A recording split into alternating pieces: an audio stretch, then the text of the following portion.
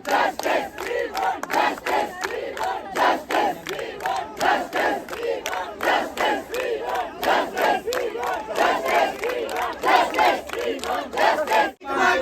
अपना अधिकार मांगते हैं, नहीं किसी से भीख मांगते। हम अपना अधिकार मांगते हैं, नहीं किसी से भीख मांगते। देखिए, आप देख सकते हैं पूरे देश भर के अंदर प्रदर्शन हो रहा है और दिल्ली के अंदर भी जो आरजीकर हॉस्पिटल में जिस तरह का ब्रूटल सेक्सुअल वायलेंस हुआ, हम लोग जानते हैं। जब हम लोग को उस बारे में पता चला कि वो जो डॉक्टर थी 36 घंटे से वो काम कर रही थी, वहाँ पर कोई रेस्ट रूम नहीं था, उनको सेमिनार रूम में जाकर के सोना पड़ता है। तो सवाल ये है कि इस तरह के इनह्यूमन सिचुएशन में हमारे डॉक्टर्स को काम करवाया जाता है। इस तरह के इनह्यूमन सिचुएशन में विमेन डॉक्टर्स, जिनके लिए रेस्ट करने के लिए, आराम करने के लिए रेस्ट रूम तक नहीं है, तो ये दिखाता है किस तरीके से पूरा प्रशासन, पूरा सरकार का फेल्यूर है। और एक तरीके से जब उस हॉस्पिटल के बारे में जो और भी बातें जो वहाँ के डॉक्टर से सामने आई कि वहाँ पर रात के 9 बजे के बाद कोई सेफ्टी वो नहीं होता, कोई भी इजली आ सकता है, जा सकता है, तो सवाल इस बात का है कि भाई महिलाएं जो हो सकता है कल डॉक्टर हो, इंजीनियर हो, किसी फैक्ट्री में काम करती हो, कहीं काम करती हो, वो या फिर घर के अंदर, उनके लिए सेफ्टी का कोई प्रावधान होगा कि नहीं, ये जिम्मेदारी किसकी है? ये जिम्मेदारी तो सरकार की। और हम लोगों को लगता है कि सरकार इस जिम्मेदारी से चूकी है और यहाँ पर लोगों का एक जायज़ गुस्सा है कि भाई आखिर इतने निर्भया मूवमेंट के बाद इतनी सारी बातें हुई, विमेन सेफ्टी, वर्क प्लेस का कानून होना चाहिए, लेकिन हम देखते क्या हैं कि ज़्यादातर हॉस्पिटल्स में बहुत ही इनह्यूमन सिचुएशन में काम किया जाता है। ज़्यादातर ऑफिसेज में, जगहों में sexual harassment at work place को लेकर के कोई भी सेल नहीं है जहाँ पर ये बातें एड्रेस हो सकें।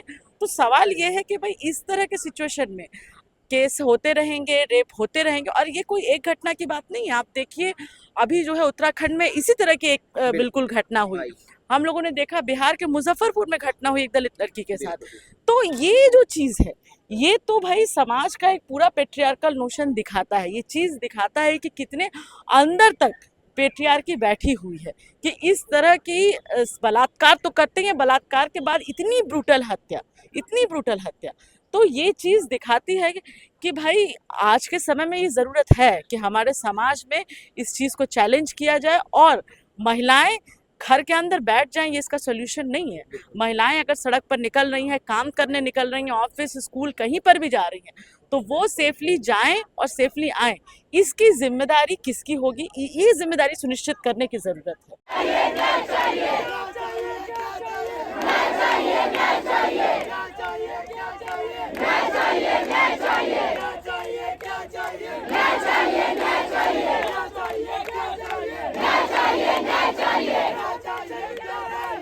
सर, मांग यही है कि हृदय को बहुत ज़्यादा तकलीफ पहुंची। जो जघन्य अपराध हुआ है, इतना बर्बरता से हुआ है, वो इतनी निष्ठा से हुआ है कि उसने हर जिसके इंसान के सीने में दिल है, उसका जो दिल फट गया गम से। इतना ज़बरदस्त तरीके से हुआ है। पहले मारा, फिर रेप हुआ, या पहले रेप हुआ भी मारा। बहुत ज़बरदस्त तरीका से। डॉक्टर जैसा पेशा, जो डॉक्टर सबकी सेवा करते हैं। हम जब बीमार होते हैं, कोई भी किसी भी डिपार्टमेंट का हो, सब इंसान हो, वो डॉक्टर पास जाता है और डॉक्टर से बड़ी निम्रता से, बहुत प्यार से उसका इलाज करता है। इसलिए और ज़्यादा दुखी हुआ, बहुत ज़्यादा। सभी के दुखी है, लेकिन डॉक्टर जैसे पेशा और ज़्यादा दुखी है। तो मेरी जो एक ही अपील है कि जिस तरह से सऊदी अरब में बलात्कार के बाद गर्दन काट दी जाती है, वही यहाँ पे हो जाना चाहिए। मेरी यही डिमांड है। फिर मेरे जो है प्रधानमंत्री महोदय से भी यही है, और जो देश के गृह मंत्री अमित शाह जी हैं, उनसे भी यही है, और ममता मैडम से भी यही है कि हमें कोई तरह की पद यात्रा से कोई फायदा नहीं होने वाला। असल काम जो वो करो। असल काम ये है कि जो अपराधी है उसे फांसी तख्ते पे ले जाओ बस।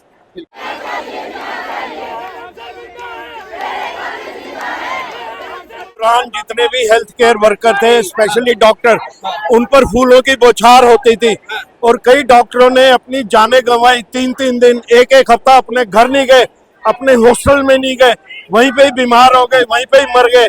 और आज ये डॉक्टरों का ये हाल देखना पड़ रहा है। डॉक्टरों के ऊपर अत्याचार हो रहा है और उनको राजनीतिक संरक्षण मिल रहा है, उनकी आवाज को दबाया जा रहा है। जिन्होंने उनका मर्डर और टॉर्चर किया है, उनको विदेश में छुपे रास्ते भगाया जा रहा है। हमारी सरकार जब तक अपने नागरिकों की और जो खास तौर से मानवता की रक्षा करने के लिए पढ़े लिखे डॉक्टर बने हैं, अगर उनको भी काम करने की जगह सुरक्षा नहीं मिलेगी तो धिक्कार है ऐसी सरकार को। ऐसी सरकार हमें नहीं चाहिए। मोदी जी ने जब ये सत्ता संभाली थी तो उन्होंने कहा था पार्लियामेंट में हम ऐसे भ्रष्टाचारी जो पॉलिटिशियन इलेक्शन लड़ना चाहते हैं उनको हम टिकट नहीं देंगे।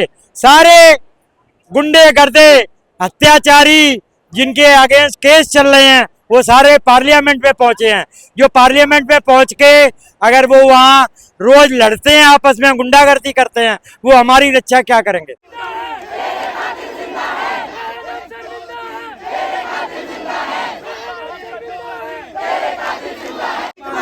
हम अपना अधिकार मांगते हैं, नहीं किसी से भीख मांगते। हम अपना अधिकार मांगते हैं, नहीं किसी से भीख मांगते। मैं एक आम सिटीजन हूँ, लेकिन ये डॉक्टर हमारे ही बीच के तो लोग हैं। इसमें से ये कोई हमारा भाई है, कोई हमारी बहन हो सकती है, कोई भी हो सकता है। एक राज्य जिसके मुख्यमंत्री खुद लेडीज है, उसके बावजूद उनके राज्य में कंटिन्यू महिलाओं पर का शोषण हो रहा है, कंटिन्यू बलात्कार हो रहा है, तो उस महिला मुख्यमंत्री से क्या ही अपेक्षा की जा सकती है।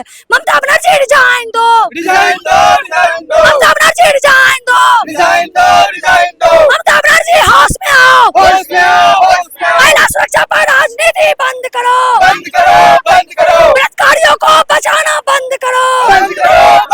अरे हम अपना अधिकार मांगते हैं, अरे हम अपना अधिकार मांगते हैं, We want justice. We want justice. Bengal में राष्ट्रपति शासन लागू करो, बंगाल में राष्ट्रपति शासन लागू करो, महिला सुरक्षा के साथ राजनीति बंद करो।